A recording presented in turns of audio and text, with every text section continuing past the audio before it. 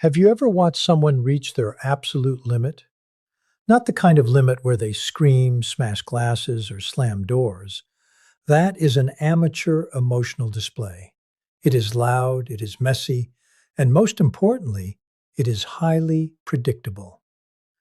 No, I am talking about the limit where a person, specifically a highly sensitive, deeply perceptive person, stops reacting entirely. They look at you. Their breathing slows down. Their heart rate drops.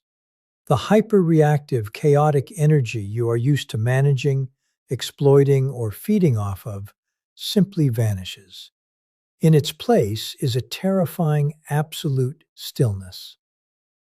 This is the psychological transition from the wounded empath to the unreachable protector.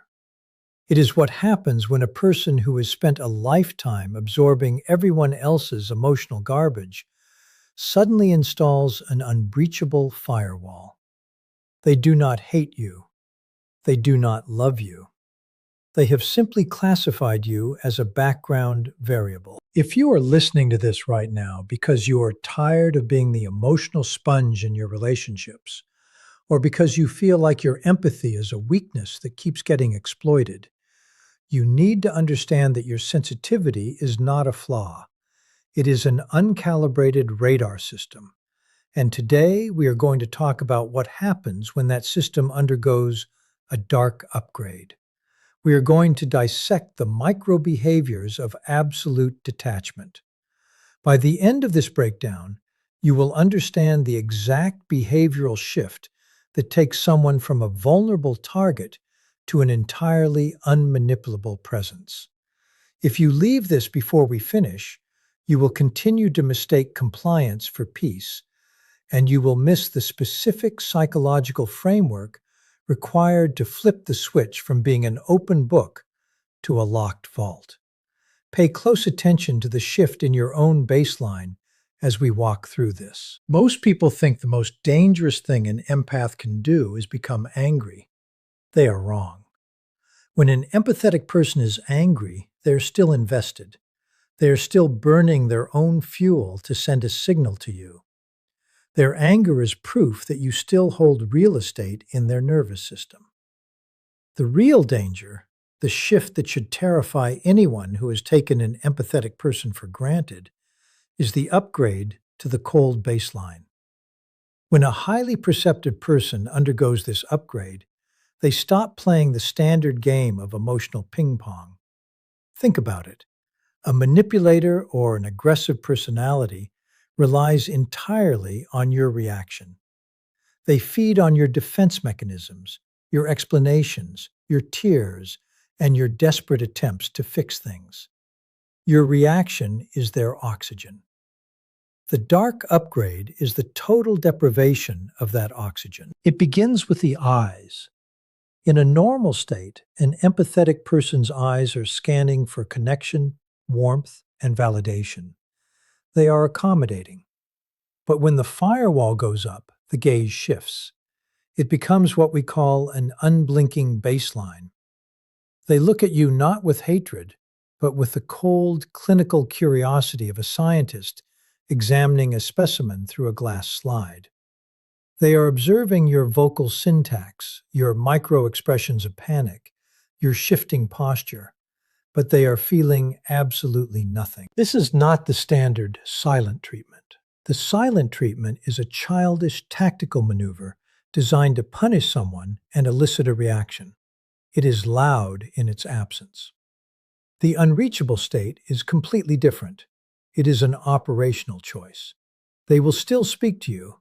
They will answer your questions with perfect, polite, monotone clarity. If you ask them, "Are you mad at me?" they will look at you, tilt their head slightly, and say, "No." And the terrifying part is, they are telling the truth. They aren't mad. To be mad, they would have to value your impact. They have simply reset your value to zero. Look at the mechanics of this shift. Your heart rate remains steady.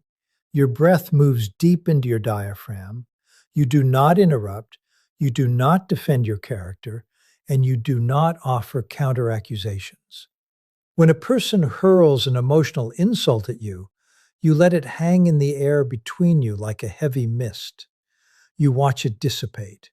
You let them sit in the uncomfortable, echoing silence of their own toxic output.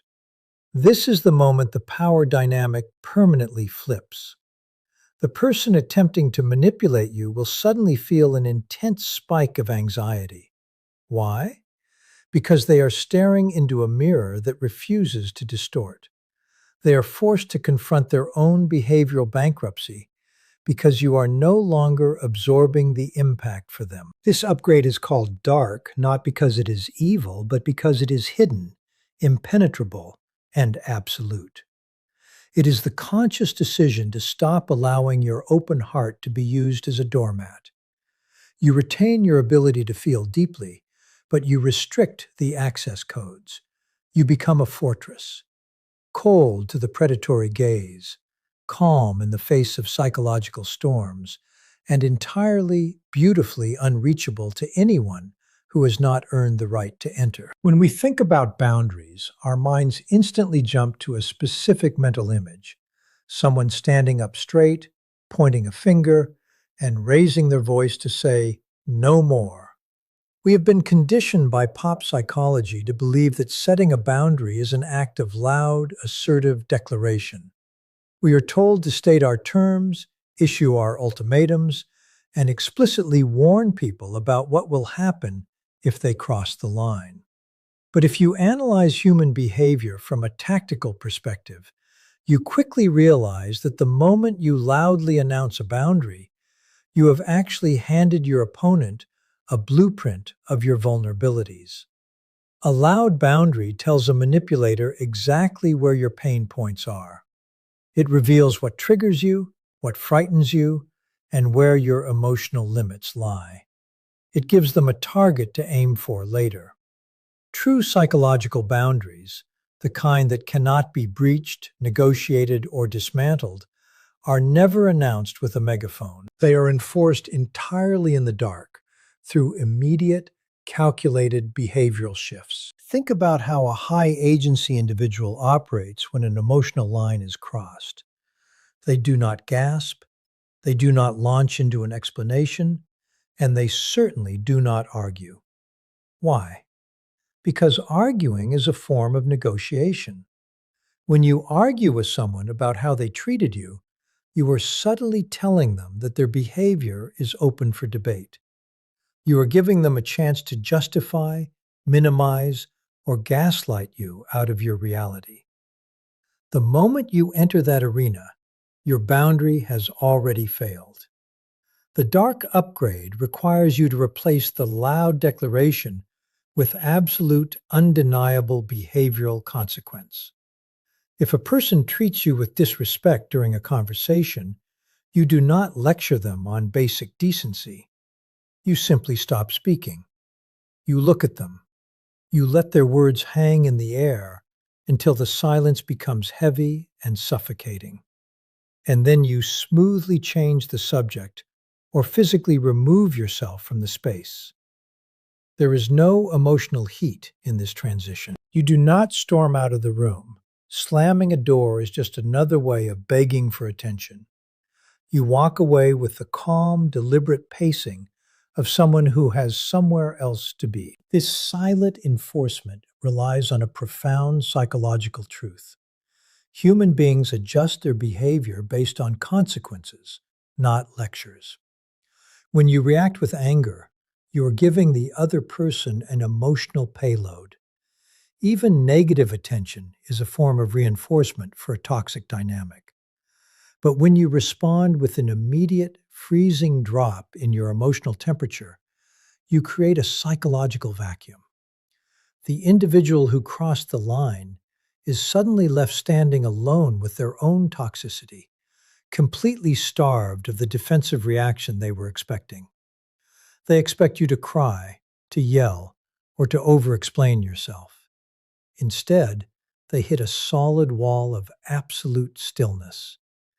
This shift must be so seamless and so absolute that it feels like a physical law of nature. If you touch a hot stove, The stove doesn't yell at you or give you a speech about safety. It simply burns you, instantly and without emotion. Your boundaries must operate with that exact same mechanical certainty. You do not warn, you do not threaten, and you do not remind. You simply alter the reality of the interaction. You close the gate, you revoke the access codes, and you let the cold reality of your absence do all the talking for you. To truly master the dark upgrade, you must understand a concept known as the baseline reset. In human behavioral tracking, a baseline is a person's normal, resting state, the predictable pattern of their breathing, voice tone, gestures, and emotional temperature when they are completely at ease. For a typical empathetic person, their natural baseline is warm, expressive, highly responsive, and deeply attuned to the emotional climate of the room. When someone walks into the space carrying tension, anger, or manipulative intent, the uncalibrated empath immediately shifts their own internal state to mirror or soothe that tension. They subconsciously cook themselves to warm up the other person's cold behavior. The baseline reset is the deliberate, conscious destruction of this habit. It is the psychological discipline required to drop your internal emotional temperature to absolute zero the exact millisecond you detect manipulative, aggressive, or toxic behavior. You do not match their heat with your own anger. You neutralize their heat with an icy stillness. When you drop your emotional temperature to zero, you are effectively pulling the plug on the entire interactive matrix. A manipulator relies on a very specific psychological phenomenon. They need your nervous system to dance with theirs. They throw out a hook, a backhanded compliment, a subtle guilt trip, or a display of passive-aggressive hostility, and they wait for your baseline to spike. They are looking for the micro-expressions of anxiety, the quickening of your breath, or the defensive posture that signals they have successfully altered your internal chemistry. If you give them that spike, you have lost control of the dynamic. But when you execute a baseline reset, you refuse to let their external chaos dictate your internal climate. You intentionally slow your heart rate. You let your facial muscles relax into absolute neutrality. You remove all trace of pitch variation from your voice, delivering your words in a flat, even, clinical monotone.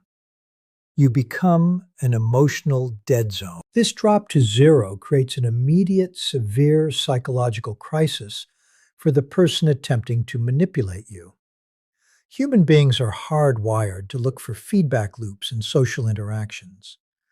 When a predator or a manipulator outputs toxic energy, they expect that energy to bounce off you and return to them in the form of submission, defensiveness, or reciprocal rage. When it hits an absolute zero baseline instead, the energy has nowhere to go. It doesn't bounce back. It simply drops dead at your feet. This forces the other person to completely face their own raw, unvarnished reflection. Because you are no longer absorbing or deflecting the impact of their behavior, they are left entirely alone in the room with the ugliness of their own actions. They are forced to witness themselves acting out in real time against a completely calm, unbothered subject. Executing this reset requires a profound level of self-regulation.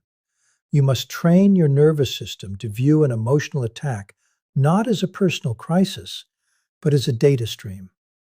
When someone begins to project their insecurity or malice onto you, you do not internalize the insult.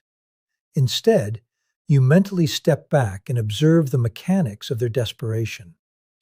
You note the strain in their vocal cords, the aggressive posturing, the clumsy attempt to induce guilt.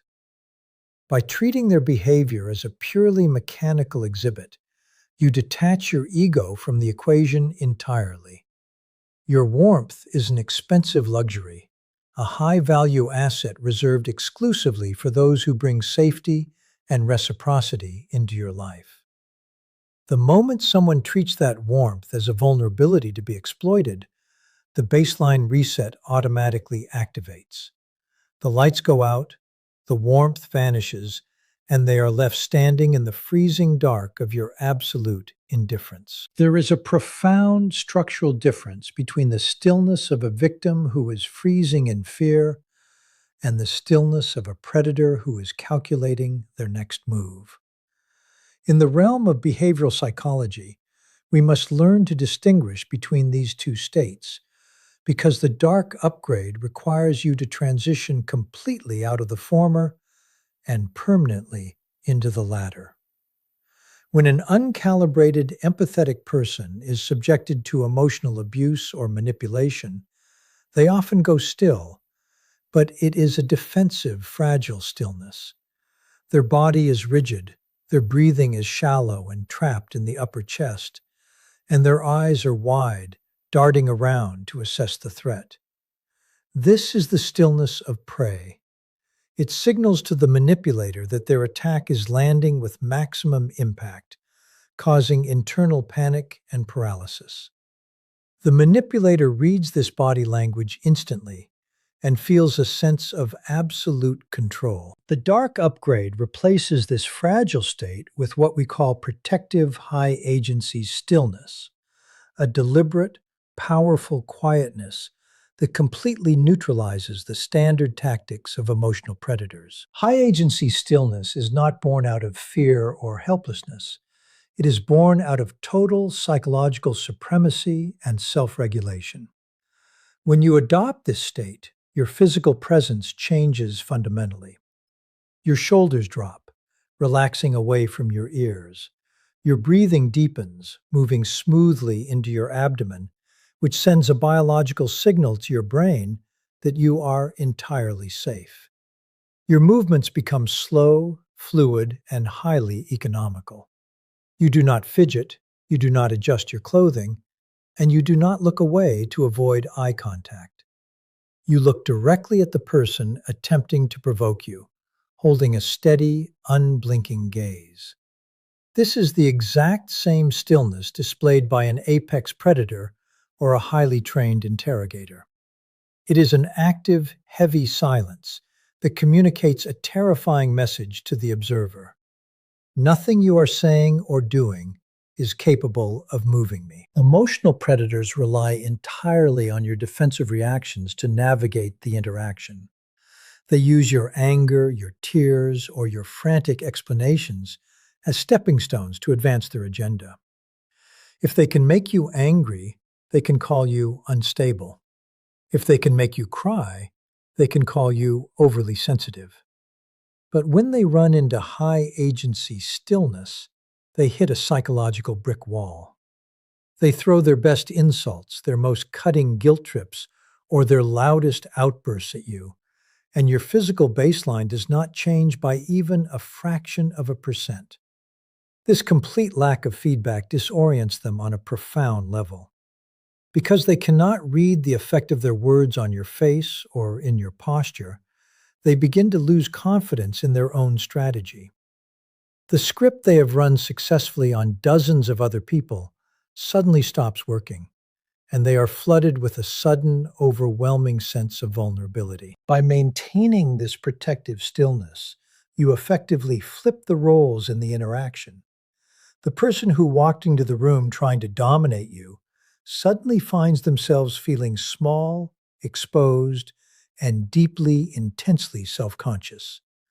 They are forced to fill the massive silent void you have created, often resulting in them overcompensating, stammering, or exposing their true motives far more clearly than they ever intended. Your silence becomes an interrogation technique without you ever having to ask a single question. You are no longer the target reacting to an external threat.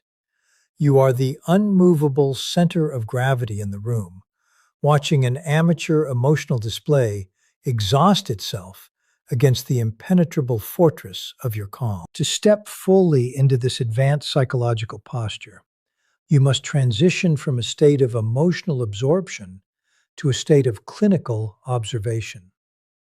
The traditional uncalibrated empath operates like a walking satellite dish, constantly scanning the environment and pulling everyone else's emotional frequencies directly into their own internal mainframe. If someone in the room is projecting anxiety, resentment, or passive aggressive malice, the absorption model dictates that you must feel that tension in your own gut, process it as a personal threat, and instinctively try to fix it. This is a massive operational flaw. It drains your psychological battery and leaves you completely vulnerable to anyone who knows how to weaponize their negative emotions.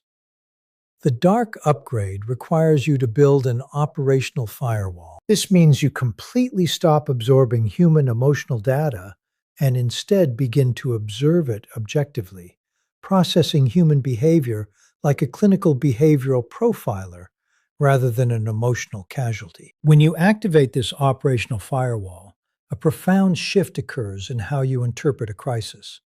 Imagine looking at a computer monitor displaying a line of code infected with a virus. You do not get angry at the code, you do not feel hurt by the virus, and you do not take its malicious intent personally. You simply see it as an objective sequence of data that needs to be analyzed, isolated, and neutralized. When a manipulative or toxic person begins to attack you, the firewall forces you to view their behavior through that exact same cold, analytical lens. When they raise their voice or drop a veiled insult, you do not ask yourself, "Why are they doing this to me?" or "What did I do wrong?" Instead, your internal system asks, "What specific insecurity is driving this behavior right now?" And "What tactical outcome are they trying to extract from my nervous system?" By framing the interaction this way, you immediately strip the other person of their emotional leverage. You begin to look past the surface-level theater of their anger or guilt trips and see the underlying mechanics of their desperation. You notice the precise micro-expressions of fear that flit across their face right before they lash out.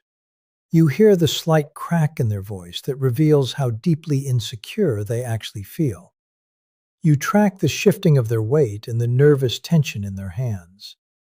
In your mind, they cease to be an intimidating threat and instead become a fascinating, predictable case study in human dysfunction.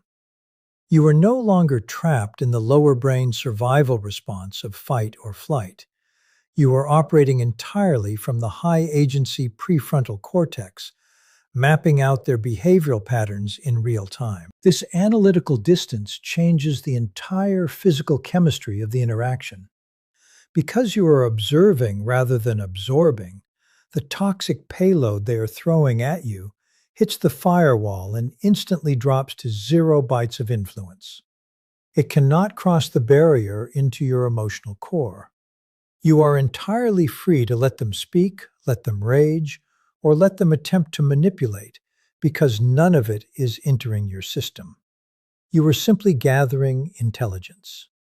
This level of total emotional immunity is incredibly disorienting to a psychological predator. They are accustomed to dealing with people who react, defend, or fold under pressure. To run into a highly perceptive individual who simply watches them with the calm, detached precision of an apex behavioral profiler makes them realize, with an icy certainty, that they are completely outmatched. The ultimate realization of this psychological evolution is the achievement of the unreachable state, a level of profound internal self-regulation where outside attempts to provoke guilt, shame, or anger completely fail to register even a single micro-expression of distress on your face. In the world of behavioral profiling, we know that the body is a terrible liar. When a person feels an internal spark of fear, defensiveness, or emotional pain, the nervous system automatically broadcasts that internal state to the outside world within a fraction of a second. The eyebrows twitch inward, The lips compress, the throat swallows nervously, or the shoulders subtly tighten. A skilled emotional predator watches for these tiny leaks of data like a hawk, using them to verify that their emotional poison has successfully entered your bloodstream. The unreachable state is the total, absolute mastery over this physiological feedback loop, rendering your external canvas completely blank and unreadable. Achieving this level of immunity requires you to fundamentally redefine your relationship with your own emotional triggers. An uncalibrated sensitive person treats their triggers like exposed raw nerves that anyone can step on at any moment. When a toxic individual says exactly the right thing to make them feel guilty or ashamed, the internal reaction is instantaneous, and the external body betrays that panic. But when you install the dark upgrade, you take those raw nerves and encase them in a solid layer of psychological armor. You recognize that guilt and shame are social engineering tools used by manipulative people to force your compliance. The moment someone attempts to weaponize these emotions against you, your internal system immediately flags the attempt as an invalid command. You do not internalize the accusation. You do not allow the poison to cross the blood-brain barrier of your psyche. Because there is no internal explosion of doubt or fear, there is absolutely no external data leak for the predator to read. Imagine the profound psychological disruption this causes in a toxic dynamic. A manipulator steps up to you, fully expecting to pull the strings of your compliance by invoking your old patterns of people-pleasing or childhood conditioning. They drop a cutting remark designed to make you feel deeply insecure, and they lean in to watch the fallout. They are waiting for the flash of hurt in your eyes, the defensive tightening of your jaw, or the frantic vocal justification.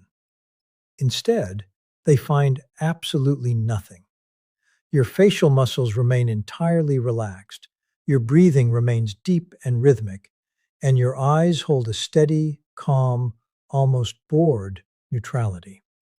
It is like throwing a massive rock into a bottomless abyss and never hearing it hit the ground. The complete absence of a micro-expression of distress tells the manipulator with absolute certainty that their power over you has expired. This is not a performance of stoicism. It is the natural byproduct of true emotional sovereignty. You are not forcing yourself to hide your pain. You simply do not care enough about their opinion to experience the pain in the first place. You have reached a state of self-regulation where you are the sole author of your emotional reality.